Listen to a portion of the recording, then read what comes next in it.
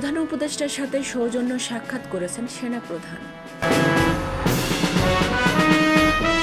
শান্তিপূর্ণ নির্বাচনের জন্য পুলিশের প্রস্তুতি ও করণীয় সম্পর্কে এখন থেকেই উদ্যোগ নেওয়ার নির্দেশ প্রধান উপদেষ্টার। সামনের বাজেটে সামাজিক বৈষম্য হ্রাস ও এনবিআর সংস্কারের গুরুত্ব দেওয়া হবে বলে মন্তব্য করেছেন অর্থ উপদেষ্টা সালেউদ্দিন আহমেদ।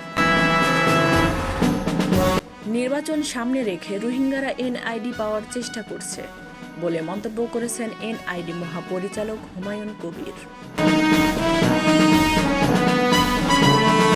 সংখ্যালঘু নির্যাতনের নামে বিগত সরকারের এজেন্টদের অপপ্রচার বন্ধের অনুরোধ বাংলাদেশ খ্রিস্টান অ্যাসোসিয়েশন। সাবেক আইনমন্ত্রী আনিসুল হক ও এমপি সাদেক খান 3 দিনের রিমান্ডে। যাত্রাবাড়ী থানার মামলায় সাবেক মন্ত্রী দীপু মনি, হাসানুল হক ইনু ও রাশেদ খান মেনন 4 দিনের রিমান্ডে। আমি চ্যালেঞ্জ করে বলছি, ইসলামী আইনের থেকে পৃথিবীতে ভালো কোনো আইন নেই বলে মন্তব্য করেছেন জামাত আমির doctor Shafiqur Rahman. Sylhet MC college ছাত্রাবাসে সংঘবদ্ধ ধর্ষণ মামলার বিচার 3 বছর আটকে থাকায় প্রধান বিচারপতির ক্ষোভ প্রকাশ। যোগ্য খেলোয়াড়দের বঞ্চিত করার সুযোগ নেই, সিন্ডিকেটের প্রমাণ মিললে ব্যবস্থা বলে মন্তব্য করেছেন উপদেষ্টা আসিফ মাহমুদ। দেশের স্বার্থে ঐক্যবদ্ধ থাকতে হবে, অনৈক্য হলে অরাজনৈতিক শক্তি মাথাচাড়া দিবে বলে মন্তব্য করেছেন নাহিদ ইসলাম। 21 আগস্ট গ্রেনেড হামলা মামলায় সব আসামি খালাসের বিরুদ্ধে আপিল। সাবেক আইজিপি চৌধুরী আবদুল্লাহ আল মামুন 4 দিনের রিমান্ডে।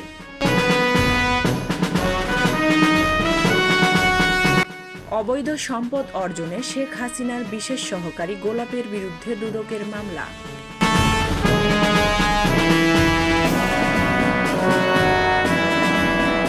অস্ত্র মামলায় 17 বছরের সাজা থেকে খালাস পেলেন লুৎফুজ্জামান বাবর।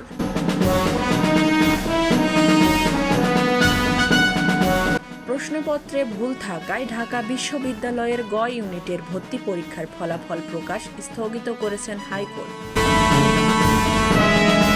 দুর্নীতি নিঃশেষ সম্ভব না হলেও পথকে কঠোর করতে হবে বলে মন্তব্য করেছেন বাণিজ্য উপদেষ্টা।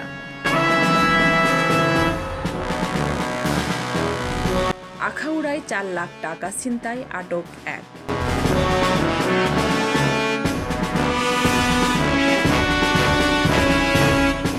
ময়মনসিংহে গ্রেপ্তার আরশা সদস্যদের বিরুদ্ধে র্যাবের 2 মামলা।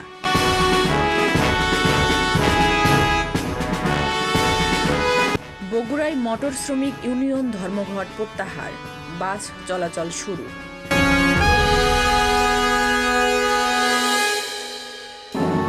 কমলাপুর স্টেশনে কন্টেইনার ট্রেন লাইনচ্যুত।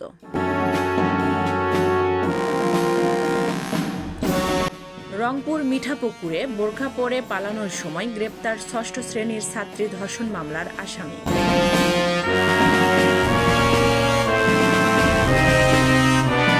নারায়ণগঞ্জের রূপগঞ্জে 8 বছরের শিশুকে ধর্ষণের চেষ্টার অভিযোগে একজন গ্রেপ্তার। মোংলায় 8 বছরের শিশুকে ধর্ষণের চেষ্টার দায়ে একজনকে গণপিটুনি।